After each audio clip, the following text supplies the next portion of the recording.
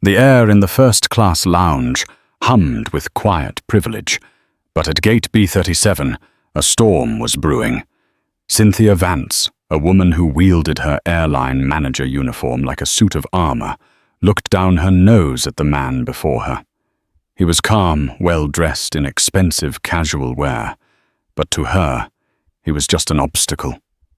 With a voice laced with ice, she declared him unfit to fly a judgment delivered with the finality of a gavel. What she didn't know was that this man, Harrison Thorne, wasn't just any passenger. He was a titan of industry, and his pen was about to sign the final chapter of her career. This is the story of how a single moment of prejudice triggered a corporate avalanche, and how karma, when it finally arrives, ever misses its mark. The fluorescent lights of Chicago O'Hare International Airport's Terminal 3 seemed to buzz with a nervous energy that mirrored Harrison Thorne's own. He was a man accustomed to the quiet efficiency of private jets and the hushed deference of executive lounges. But for this trip to London, he had deliberately chosen to fly commercial. Harrison, the founder and CEO of Thorne Capital, a multi-billion-dollar private equity firm, believed in periodically touching the ground, in experiencing the world not as a distant monarch, but as a participant. It was, he often told his partners, the only way to truly understand the companies you invested in. His firm had recently acquired a significant, though not controlling, stake in the parent conglomerate of Transatlantic Air, the very airline whose logo was now emblazoned on the jet bridge before him. He wanted to see the customer experience from the inside out, unfiltered. Dressed in a tailored black Loro Piana hoodie, dark jeans, and a pair of pristine Common Projects sneakers, he looked less like a corporate raider and more like a successful musician or tech entrepreneur. A Patek Philippe Nautilus gleamed subtly on his wrist, the only overt sign of his considerable wealth. He stood patiently in the priority boarding line for Flight 880, scrolling through preliminary merger documents on his phone. The London meeting was critical, the final handshake on a deal that would reshape the European logistics market. Missing it was not an option. That was when the gears of his carefully planned day began to grind to a halt. The source of the friction was a woman named Cynthia Vance. She was the gate manager, a position she held with the grim authority of a prison warden. Her blonde hair was pulled back into a severe bun, and her eyes, the color of a winter sky, scanned the line of passengers with a look of perpetual disapproval. She exuded an air of someone who had been given a small amount of power and intended to use every ounce of it. When Harrison reached the front, he offered a polite smile and held out his phone with the boarding pass displayed. Cynthia barely glanced at it.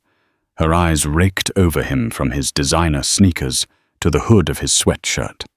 A faint sneer curled her lip.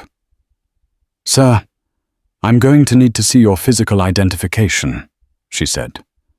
Her tone clipped and dismissive. "Of course," Harrison replied, his smile not wavering. He reached into his carry-on for his passport wallet. He was accustomed to random checks. It was part of the modern travel experience. But something in her demeanor felt different. It wasn't procedural. It was personal. He handed her his American passport. She flipped it open, studying his photo for a beat too long before looking back at him. "Harrison Thorne," she read aloud. Her voice flat. She then looked at his boarding pass again, then back at him. "There seems to be a discrepancy," she announced, her voice now loud enough for the passengers behind him to hear. Murmurs rippled through the line. Harrison felt a familiar tightening in his gut, a feeling he hadn't experienced so acutely in years. A discrepancy, I can assure you. The ticket was booked correctly. Perhaps you could scan the pass again. "I've scanned it," she snapped. "The system is flagging your seat assignment. It says here, you're in 1A. First class. She said the words first class as if they were a foreign language he couldn't possibly understand. The implication was as clear as the glass of the terminal window. You don't belong here. Harrison kept his voice even a practiced calm, honed in hostile boardrooms. That's correct. I'm flying first class. Is there a problem with the seat? Cynthia's gaze hardened. This was no longer about a system flag. It was a confrontation she seemed to be relishing. The problem, sir, she said, infusing the word with disdain, is that I need to ensure the comfort and security of all our passengers. And frankly, your presentation is causing concern. You appear agitated. Harrison blinked, agitated. He was the calmest person at the gate. I can't imagine why you'd think that. I'm simply trying to board my flight for a business meeting. We have a dress code for our premium cabins, she lied, inventing a policy on the spot. And your behavior is becoming confrontational. It was a masterclass in gaslighting. She was creating the very situation she was accusing him of. The passengers behind him were now openly staring, some with impatience, others with a dawning sense of embarrassment for him. A younger gate agent, a man named Kevin, with a nervous tremor in his hands, looked from Cynthia to Harrison, his face pale. He knew there was no such dress code, but he was new, and Cynthia's authority was absolute. Harrison took a slow, deliberate breath. He could feel the eyes on him, the silent judgments being passed. He knew this dance all too well. It was the same one he'd danced as a young man trying to get a taxi in Manhattan, the same one he'd danced when real estate agents showed him apartments in the wrong neighborhoods. He had built an empire, commanded the respect of world leaders and financial giants. Yet here at Gate B37, he was being reduced to a stereotype by a woman in a polyester blazer. Ma'am, he said, his voice dropping to a low, firm register. My name is Harrison Thorne. My ticket is valid. My passport is valid. There is no dress code, and my behavior has been nothing but respectful. I would appreciate it if you would allow me to board my flight. This assertion of self, this refusal to be cowed, was the final provocation for Cynthia. It was a direct challenge to her petty kingdom. She drew herself up to her full height. I am the final authority at this gate, she declared, her voice ringing with misplaced triumph. And in my professional judgment, you are currently unfit to fly. Your demeanor is a potential security risk. I am denying you boarding. The words hung in the air, thick and poisonous. Unfit to fly. It was a professional death sentence, for a pilot, a damning medical diagnosis. For a passenger, it was the ultimate humiliation, a public branding of deviance. Harrison stared at her, the mask of calm finally cracking not into anger, but into a profound, chilling stillness. He saw past her uniform and her title. He saw a woman whose own insecurities and prejudices were so vast they had become her entire identity. You are making a monumental mistake, he said softly, the words carrying more weight than any shout. The only mistake would be letting you on this plane, she retorted, gesturing for airport security. Step aside, sir. Now. He didn't move. He simply held her gaze. The final boarding call for Flight 880 echoed through the terminal. The jet bridge was about to be retracted. His meeting in London, the culmination of 6 months of work, was evaporating before his eyes. But in that moment, Harrison Thorne wasn't thinking about the merger. He was thinking about the signature on a piece of paper, not his boarding pass, but a different document entirely. A document that he now realized he would have to review with the utmost care when he eventually got back to his office. With a final lingering look at Cynthia Vance, a look she would later recall in her nightmares, he stepped out of the line. The quiet hum of the airport seemed to fade, replaced by the roaring in his own ears. The battle at the gate was over. The war, however, had just begun. The door to the presidential suite at the O'Hare Hilton closed with a soft, expensive click, shutting out the cacophony of the airport. Harrison Thorne didn't bother with the panoramic views of the runways.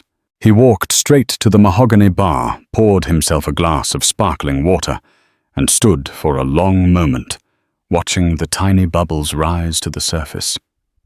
His outward demeanor was a placid lake, but beneath it, a tectonic shift was occurring. The initial sting of public humiliation had subsided, replaced by a cold, calculating clarity. This was no longer just a personal affront. It was a data point, a flaw in a system he now partially owned. He pulled out his phone. His first call wasn't to a lawyer or a public relations specialist. It was to his second-in-command and oldest friend, Alistair Finch, the chief operating officer of Thorne Capital. Alistair Harrison, said his voice devoid of emotion. Change of plans. I won't be making the London meeting in person. Alistair, a sharp, silver-haired man who operated with the precision of a surgeon, didn't waste time with surprise. Problem with the flight. You could say that Harrison replied dryly. I was denied boarding. Apparently, I was deemed unfit to fly. He recounted the incident at Gate B37, not with outrage, but with the detached tone of an analyst presenting a case study. He detailed Cynthia Vance's words, her posture, the reactions of the crowd, the silence of the other airline employee. On the other end of the line, Alistair was silent for a moment. He knew Harrison better than anyone. He knew the deep well of patience Harrison possessed, and he knew how rare it was for that patience to be exhausted. Harrison, what do you want to do? Alistair asked, his question carefully phrased. This wasn't about revenge. It was about strategy. I want to understand the full scope of the asset's liability, Harrison said, slipping into the language of their trade. Transatlantic Air was the asset. Cynthia Vance was the liability. Pull everything you can on a gate manager at O'Hare. Name is Cynthia Vance. I want her complete employment, history performance reviews, and any and all passenger complaints filed against her. Not just with Transatlantic, but any airline she's ever worked for. Use our internal research team and our external contractors at Kroll. I want it comprehensive, and I want it by morning. Consider it done, Alistair said. And the London meeting, patch me in via secure video. Inform Sterling Cole that I've been unavoidably detained by a personnel issue stateside. We'll proceed as planned, just remotely. And Alistair, be discreet. For now, this stays between us. Meanwhile, back at Gate B37, Cynthia Vance was basking in the glow of her perceived victory. She had stared down a belligerent passenger and won. In her mind, she had protected the sanctity of her flight, upheld standards, and demonstrated her unwavering authority. She typed up her incident report, carefully framing the narrative.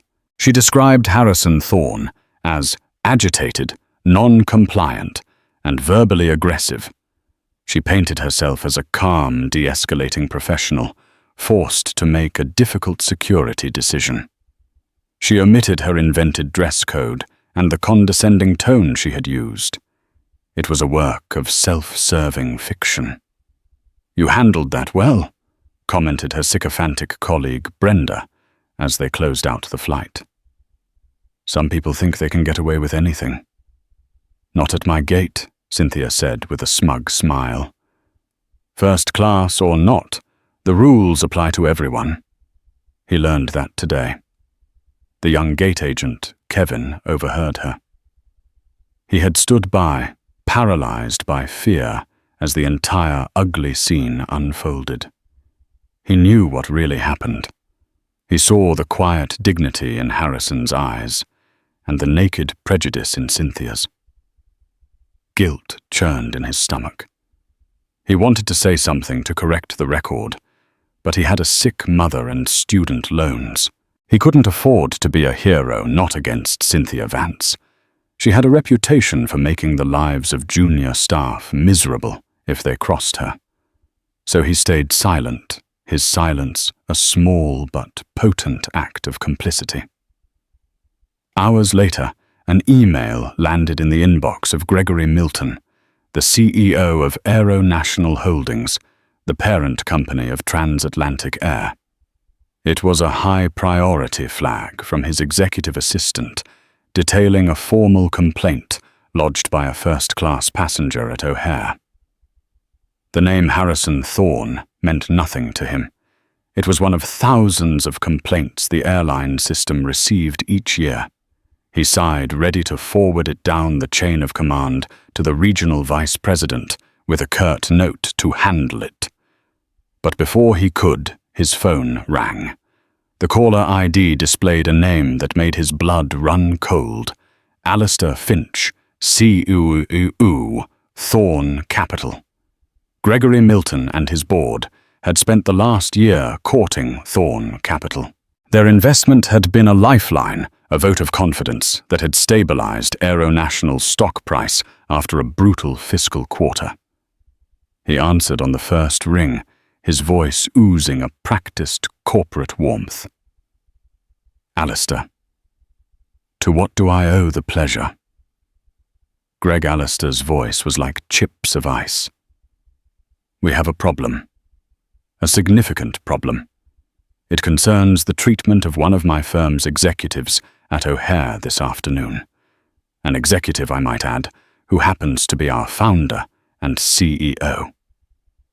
Gregory Milton's world tilted on its axis. He felt a wave of nausea as Alistair coolly recounted the incident, not as Harrison had, but with the sharp edges of a future lawsuit. Words like racial profiling, slander, breach of contract, and shareholder value impairment were deployed with devastating precision. The CEO, Harrison Thorne. Milton stammered, his mind racing to connect the dots. The complaint on his screen, the phone call, the name. It was the same man. His airline, his employee, had just publicly humiliated one of his most important investors. I'm sending you the passenger's name and the flight number. Now, Alistair continued, his tone unrelenting. I trust you will conduct a swift and thorough internal investigation. Mr. Thorne is a reasonable man, but our board is not. They see this not as a customer service issue, but as a direct reflection of a corporate culture that exposes this company to unacceptable levels of risk. We expect a full report on your desk and mine within 24 hours. The line went dead. Gregory Milton stared at his phone, his hand trembling. The tempest had been unleashed. Far away in her modest suburban home, Cynthia Vance was pouring a glass of cheap Chardonnay, completely oblivious. She toasted herself in the mirror, proud of a job well done, unaware that the silent, invisible ripples of her actions were converging into a tidal wave that was about to obliterate her entire world. The following morning, the 34th floor of the Thorne Capitol building in Manhattan was a hive of controlled, intense activity. In a glass-walled conference room overlooking Central Park, Harrison sat at the head of a long table patched into the London meeting via a crystal-clear holographic display. He negotiated the finer points of the Sterling-Cole merger. With his usual incisive brilliance, his mind seamlessly bifurcated between multi-billion-dollar logistics and the storm he had set in motion 800 miles away. No one on the London side of the call had any idea that the man commanding the room had just hours earlier been deemed unworthy of a seat on an airplane. In an adjacent office, Alistair Finch presided over a very different kind of meeting. He sat with two of the firm's top in-house legal counsels and a senior analyst from Kroll, the corporate investigations firm they kept on retainer. Spread across a large monitor was the digital dossier they had compiled on Cynthia Vance. It was thicker than Alistair had anticipated. "Walk me through it," Alistair said, his eyes fixed on the screen. The Kroll analyst. A sharp woman named Jeanette began. Cynthia Vance, 48 years old, started her career with Continental 25 years ago as a ticket agent. Worked her way up, joined Transatlantic Air 8 years ago after the merger. Promoted to gate manager at O'Hare 4 years ago. On paper, her record is adequate. Consistent performance reviews, no major disciplinary actions. But that's just the official story. She clicked a key and a new set of windows opened. We dug into the informal records. Passenger complaints submitted online through social media and via letters that never resulted in formal action. A pattern emerges. The screen filled with data points. A complaint from 2 years ago by a Sikh man in a turban who was pulled aside by Cynthia and subjected to enhanced screening despite having already cleared TSA pre-check. She had cited his bulky headwear as a potential threat. A year ago, a complaint from a wealthy Argentinian family who spoke limited English. Cynthia had accused them of feigning ignorance to bypass baggage fees and had them removed from the boarding area, causing them to miss their flight to see their daughter graduate from college. 6 months prior, a young African-American woman, a student, was traveling with a cello she had paid to bring as a carry-on. Cynthia had declared the instrument a hazard and forced her to gate-check the priceless antique, which was subsequently damaged. In every case, Cynthia's official report painted the passenger as the aggressor and herself as the vigilant guardian of company policy. And in every case because the passengers lacked the power, influence, or resources to fight a corporate giant. The complaints were quietly dismissed or resolved with a token travel voucher. She's a bully who targets people she perceives as other or powerless. Alistair stated, his voice tight with contempt. And Transatlantic's HR department has enabled her for years. Worse, added one of the lawyers, they've rewarded her. She received a commendation last year for operational efficiency. Her gate consistently boards faster than others. Now we see why. She intimidates passengers into compliance and removes anyone who might slow things down. Alistair's jaw was set like granite. This was no longer about a single isolated incident of prejudice against his friend and boss. This was about a systemic failure. It was a cancer within the organization, a rot that Harrison had inadvertently exposed. The liability wasn't just Cynthia Vance. It was the entire culture that allowed her to flourish. Meanwhile, at the Aero National Holdings headquarters in Atlanta, CEO Gregory Milton was in full-blown panic mode. He had the security footage from Gate B37. The video was damningly clear, but worse, the audio was pristine. It captured every word of the exchange. It captured Cynthia's escalating hostility and Harrison's remarkable restraint. It captured the lie about the dress code and the final venomous declaration, unfit to fly. He'd also received a preliminary version of the same report Alistair was reviewing. His own internal security team, spurred by the existential threat of a Thorne capital divestment, had uncovered the same pattern of complaints. He felt sick. His company hadn't just insulted a passenger, it had insulted a kingmaker, and it had done so by empowering a serial abuser of authority. He made 2 calls. The first was to the Senior Vice President of North American Operations, a man named Robert Wexler. Robert Milton barked, his voice raw with stress. "Get on the first plane to Chicago.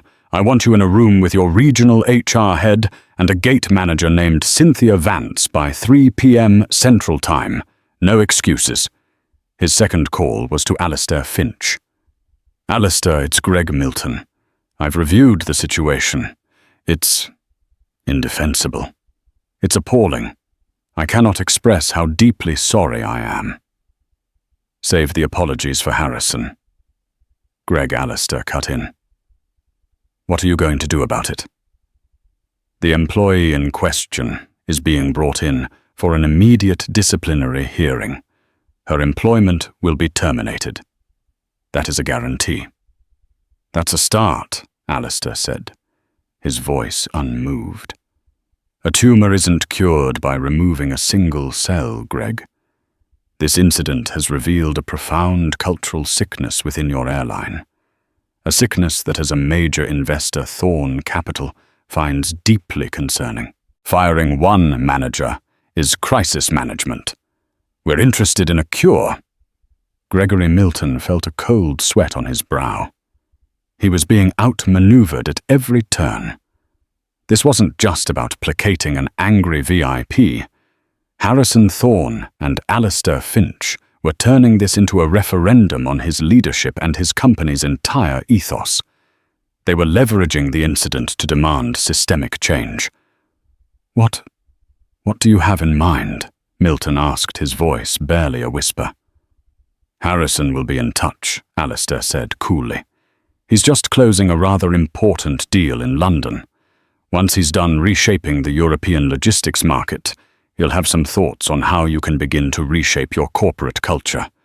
Be ready for his call."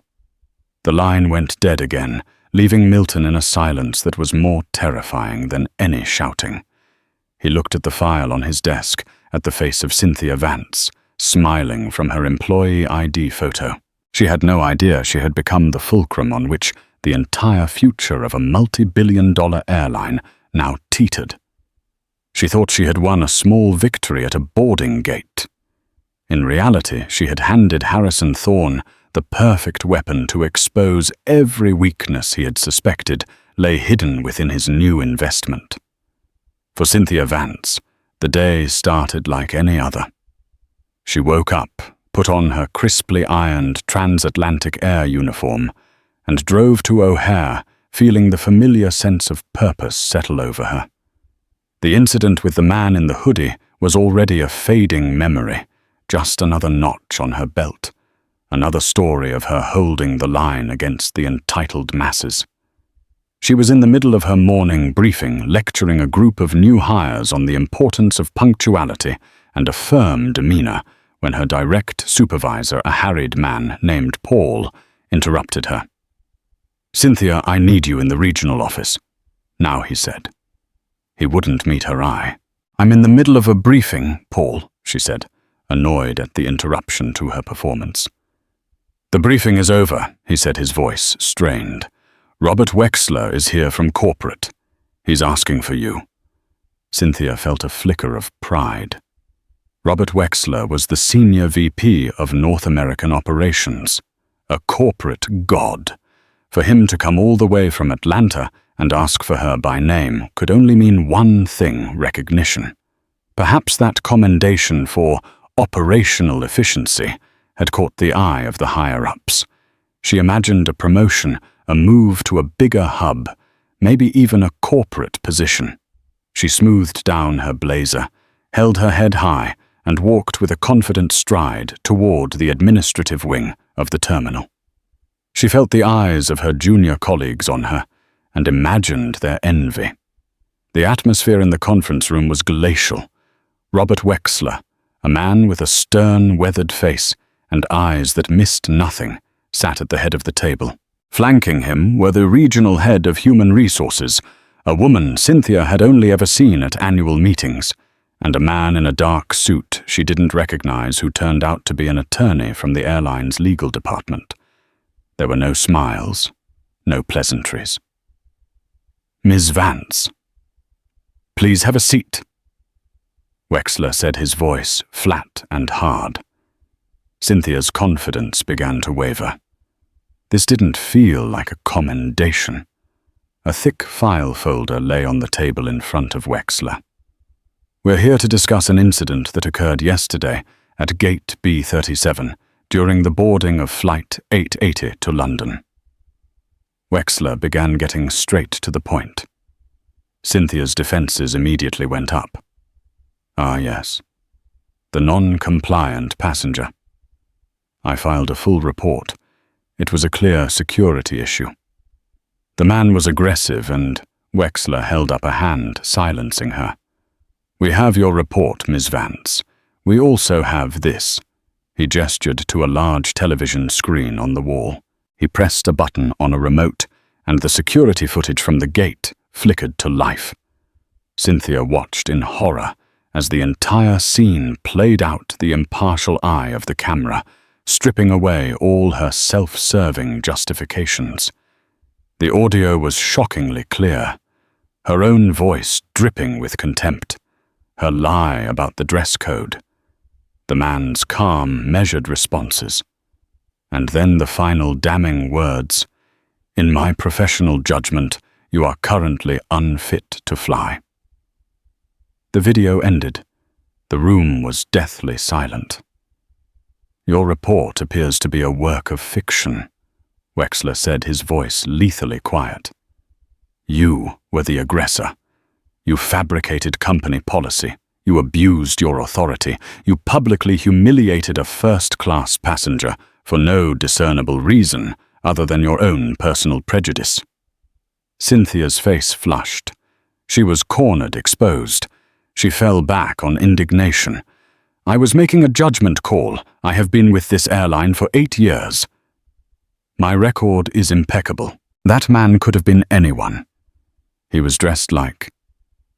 "Like what?" Ms. Vance, the HR head, interjected, her voice sharp. "Wealthy. Successful. Is there a particular look our first-class passengers are supposed to have?" "Do you know who that man was?" Wexler asked, leaning forward. Cynthia shook her head, a sense of dread finally seeping into her bones. "Some passenger with an attitude. That passenger, Ms. Vance, was Mr. Harrison Thorne." The name meant nothing to her. She shrugged. "Okay." So Wexler's eyes narrowed. He had hoped for some glimmer of comprehension of remorse. He found none. "Mr. Thorne is the founder and CEO of Thorne Capital. Thorne Capital is a private equity firm that recently became one of the largest single investors in our parent company Aeronational Holdings.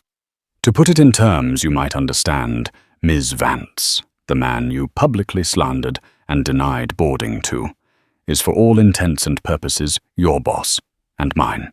The color drained from Cynthia's face. It felt as if the floor had dropped out from under her. The room began to spin. Thorne Capital. Investor.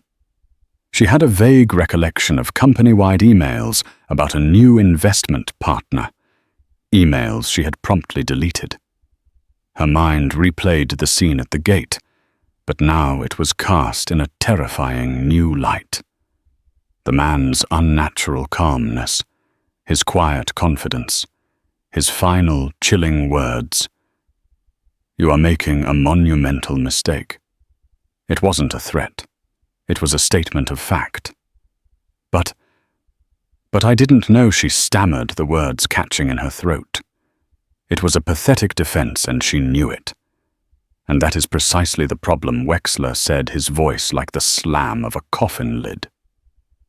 It shouldn't matter. Whether he was Harrison Thorne, CEO, or John Smith, a tourist saving up all year for one special trip, your behavior was an unforgivable breach of conduct and a complete disgrace to this airline. Your actions have not only exposed this company to immense legal and financial liability, but they have also jeopardized our relationship with a critical business partner. He pushed the thick file across the table. "This isn't even the first time, is it?" "Cynthia." It's just the first time you picked the wrong person. She opened the file and saw the complaints. The Sikh man, the Argentinian family, the student with the cello. A litany of her own cruelty, all documented, all leading to this single moment. She had built her career on a foundation of prejudice and abuse of power, and the entire structure was now collapsing on top of her. Transatlantic Air is terminating your employment effective immediately. The HR head stated, her voice formal and final. You will be escorted from the premises. Your final paycheck will be mailed to you. Cynthia Vance stared at them, speechless. Her mind was a whirlwind of disbelief, rage, and a terror so profound it felt like ice in her veins. She had been the queen of her little kingdom at Gate B37, the ultimate arbiter of who was worthy and who was not. Now she was the one who had been judged. She was the one who had been deemed unfit. Back in New York, the Sterling Coal merger was successfully concluded. The deal was done, celebrated with polite handshakes over a video screen and the quiet satisfaction of a hard-won victory. But for Harrison Thorne, the day's most significant decision still awaited him. He sat alone in his corner office, a vast space of minimalist design, with floor-to-ceiling windows that offered a godlike view of the city below. The setting sun cast long shadows across the skyline, painting the clouds in hues of orange and purple. On his desk, among stacks of financial reports and market analyses, lay a single, slim document file sent over by encrypted courier from Gregory Milton's office in Atlanta. Alistair entered the office without knocking and stood before the desk. It's done, he said. Wexler confirmed it. Cynthia Vance has been terminated. Harrison nodded slowly, his eyes fixed on the file. He hadn't opened it yet. Did she have anything to say for herself? The usual, Alistair replied. Denial, indignation, followed by the classic, I didn't know who he was defense, as if that makes it any better. In some ways, it makes it worse. Harrison leaned back in his leather chair, the springs groaning softly. He looked out at the sprawling city. Millions of people, each with their own story, their own struggles, their own quiet acts of kindness and cruelty. Power is a strange thing. Alistair, he said, his voice more reflective than triumphant. For 20 years we've fought to accumulate it. We've used it to build companies, to create value, to shape markets. But it's moments like this, when you hold someone's entire livelihood in your hands, that you truly feel its weight. She chose her path, Harrison Alistair said firmly. This isn't on you. This is the consequence of her own repeated actions. You just happened to be the one who finally held up a mirror she couldn't ignore. Did I, though, Harrison mused, or did I just use a sledgehammer to crack a nut? I could have just filed a complaint like everyone else. It would have been ignored just like everyone else's. Instead, I made a call. I sicked our firm on her. I brought the full weight of Thorne capital down on one gate manager in Chicago, and in doing so you exposed a cancer that the airline had been ignoring for years, Alistair countered. You didn't just get a troublesome employee fired, you forced a reckoning. Greg Milton is terrified. He's already agreed in principle to a complete overhaul of their customer service training, their complaint resolution process, and their DEI protocols. Your incident is the catalyst for all of it. Harrison knew Alistair was right, but the feeling of disquiet remained. He finally reached for the file. It wasn't a termination letter. It was something more symbolic, a document drafted by the corporate councils of both Aeronational and Thorne Capital. It was a formal shareholder acknowledgement of the incident, concurring with the internal investigation's findings and endorsing the subsequent remedial actions taken by the company, including the dismissal of the employee responsible. Gregory Milton had already signed it. The final line was for him. His signature wasn't legally required to fire her. Milton had already done that. But it was a political necessity.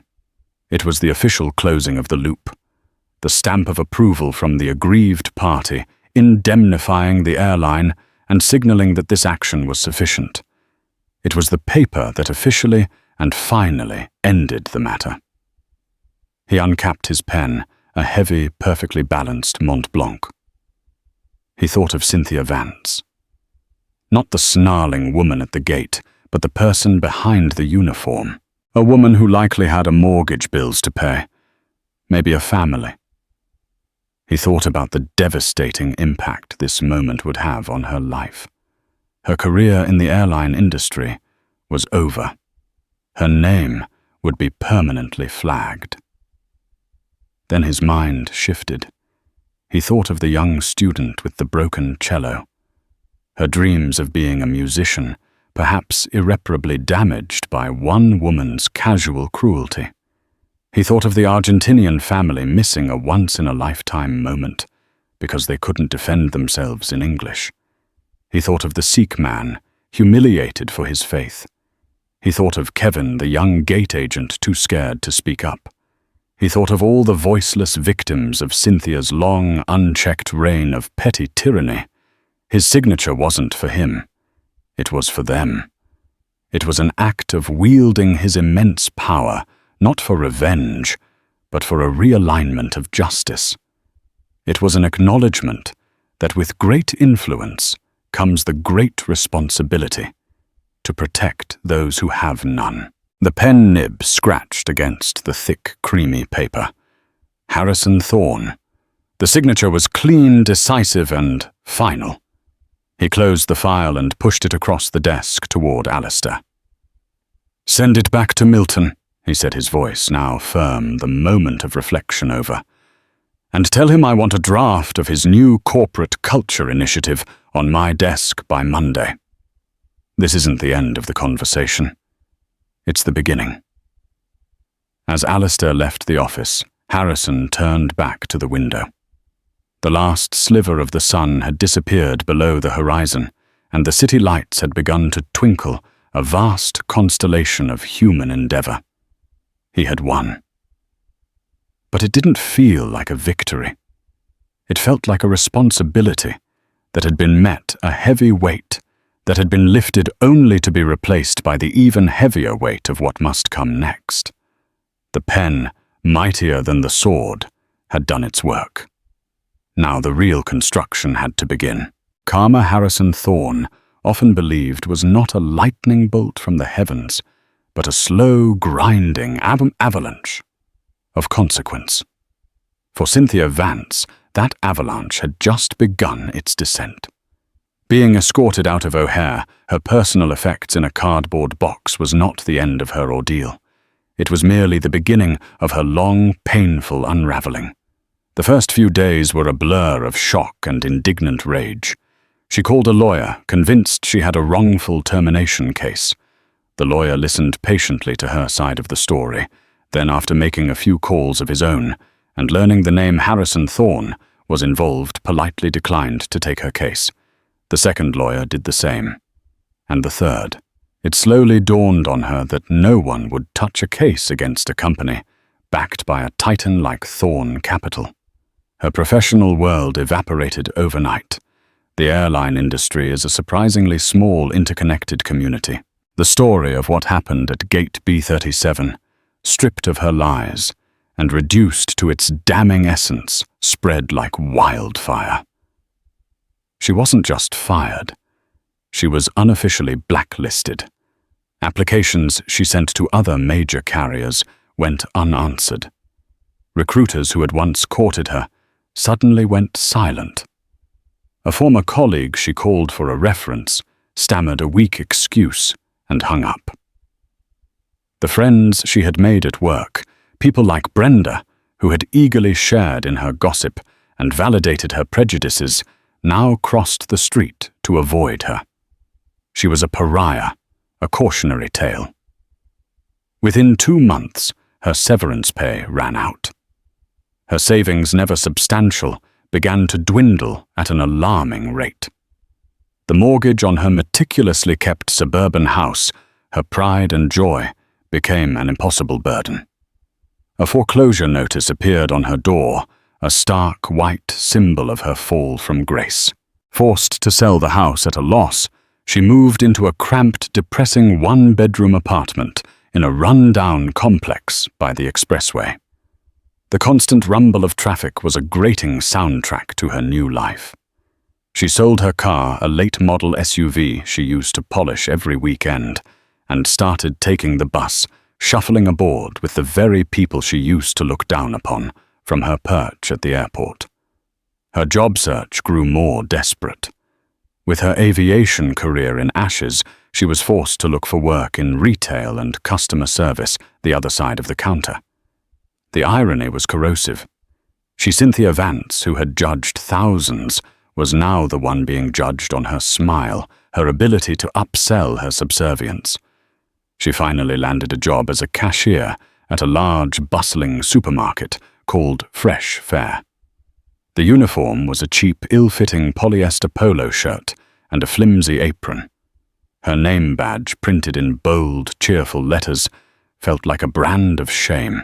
Her days were a monotonous cycle of beeps from the scanner, the rustle of plastic bags, and the forced pleasantry of, "Did you find everything you were looking for today?" It was here that karma delivered its most potent lessons. She was now invisible, a functionary. Customers talked over her, complained about prices as if she set them and left their groceries in a jumble on the conveyor belt. One afternoon, a young mother with a crying baby and a mountain of coupons was struggling to pay. The line grew long, and the customers behind her began to grumble and sigh with theatrical impatience. Cynthia felt a familiar surge of irritation.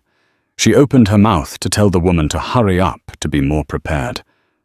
But then she stopped.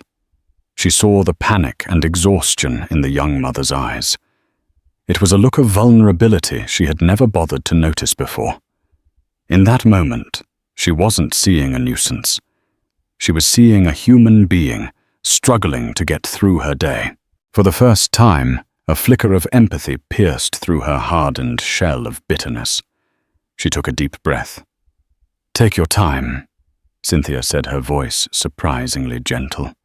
"Don't worry about them." She even helped the woman pack her bags. The mother gave her a watery, grateful smile that struck Cynthia with an unexpected force. The ultimate blow came a few weeks later. It was a busy Saturday afternoon. A man approached her checkout lane. He was tall, impeccably dressed in a tailored suit, with a kind face and warm eyes. He placed a few items on the belt, a bottle of expensive wine, some artisanal cheese, a French baguette. It was Kevin, the young gate agent, who had stood by silently as she destroyed her own career. He looked different. The nervous tremor was gone, replaced by a quiet confidence. He had been promoted. As part of the new Thorne initiative at Transatlantic, he had been encouraged to speak up, had been given leadership training, and was now a fast-rising supervisor. He recognized her instantly. An awkward silence fell between them. Cynthia's face burned with shame. She expected him to gloat, to say, "I told you so," with his eyes. Instead, he simply smiled a sad, knowing smile. "Hello, Cynthia," he said softly. She could only nod, fumbling as she scanned his items.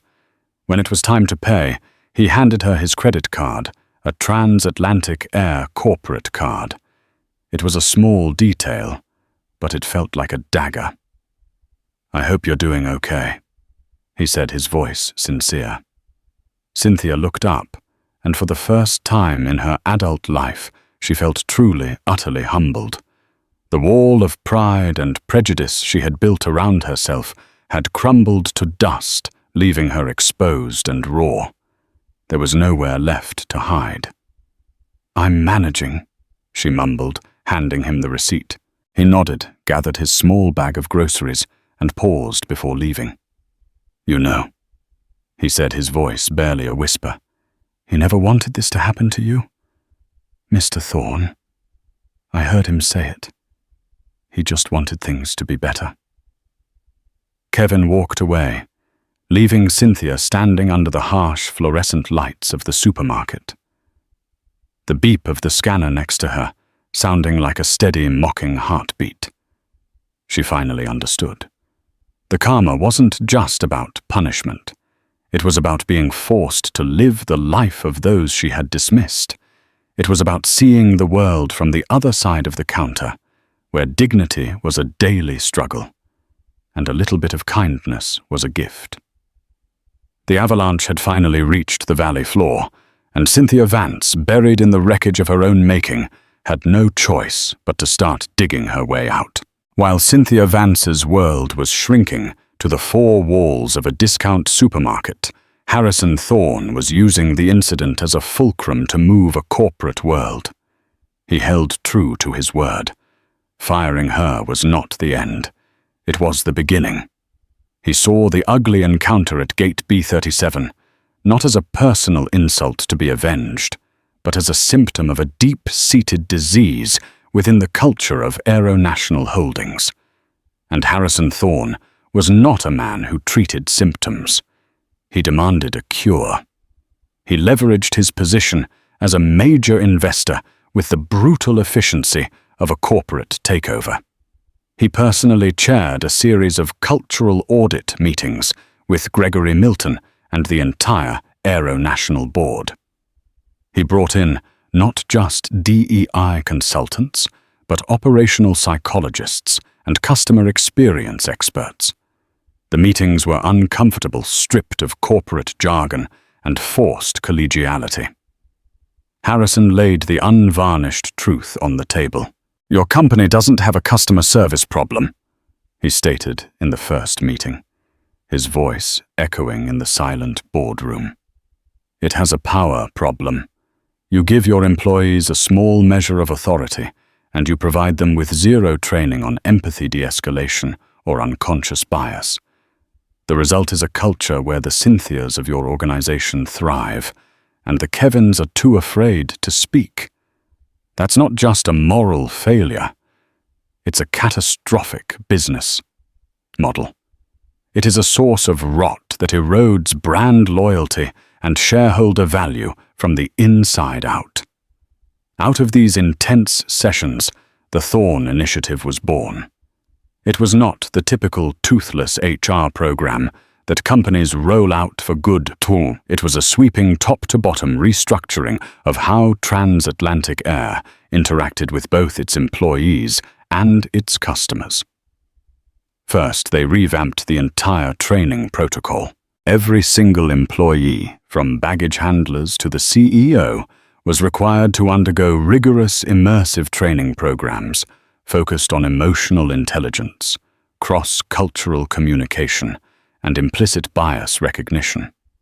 They used real-life scenarios, including a carefully anonymized reenactment of Harrison's own experience at Gate B37, to illustrate the tangible costs of prejudice. Second, they created a new transparent system for complaints called the Clear Sky Protocol. Any complaint flagged for discriminatory or abusive behavior was now immediately escalated to a specialized independent review board, which included outside ethics advisors. The system was designed to protect the powerless. A passenger's complaint would now carry the same weight, whether it came from a vacationing family or a Fortune 500 CEO. Third, and perhaps most importantly, the initiative established a mentorship and empowerment program called Gateways. It was designed to identify and nurture talent in frontline employees like Kevin. Individuals who showed promise and integrity, but might otherwise be overlooked or intimidated into silence. It provided a clear path for advancement and rewarded employees not just for efficiency, but for exemplary service and ethical conduct. Kevin became one of the first and most successful participants in the Gateways program. His courage in providing a truthful statement during the internal investigation, a statement he submitted before he knew the identity of the passenger had been noted. He was praised not for challenging Cynthia directly, but for his honesty when it mattered. He thrived under the new culture, his innate decency now seen as an asset rather than a weakness. 6 months after the incident, Harrison Thorne once again found himself at O'Hare preparing to board transatlantic air flight 880 to London. He was dressed in a similar style, a comfortable but expensive sweater, dark trousers and sneakers. He was flying commercial by choice, not to test the system, but because he was beginning to believe in it. As he approached the gate, he saw the changes firsthand. The gate agents were more engaged, smiling and actively helping passengers. The atmosphere felt less tense, more collaborative.